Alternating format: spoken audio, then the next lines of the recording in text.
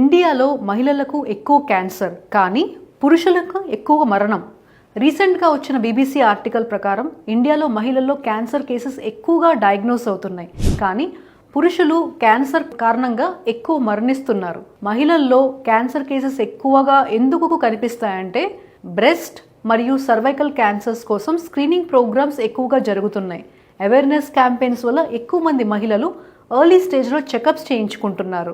ఇది మంచి విషయం, ఎందుకంటే ఎర్లీ డిటెక్షన్ అంటే ట్రీట్మెంట్ సక్సెస్ఫుల్ రేట్ ఎక్కువ ఉంటుంది. ఇక పురుషుల్లో డెత్స్ ఎక్కువగా ఎందుకు అనుకుంటున్నారా? ఫస్ట్, సిమ్టమ్స్ని ఇగ్నోర్ చేస్తారు, డాక్టర్ దగ్గరకు లేట్గా వెళ్తారు, tobacco chewing, smoking, alcohol use ఎక్కువగా ఉంటుంది. ఇది మౌత్, థ్రోట్, లంగ్ క్యాన్సర్స్ రిస్క్ని పెంచుతుంది.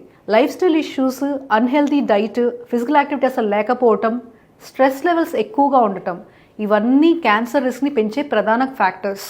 గుర్తుంచుకోండి, సిమ్టమ్స్ ఇగ్నోర్ చేయకండి, రెగ్యులర్ చెకప్స్ చేసుకోండి. స్మాల్ లైఫ్ స్టైల్ చేంజెస్ మరియు టైమ్లీ టెస్ట్ వల్ల క్యాన్సర్ ప్రమాదాన్ని చాలా వరకు తగ్గించవచ్చు.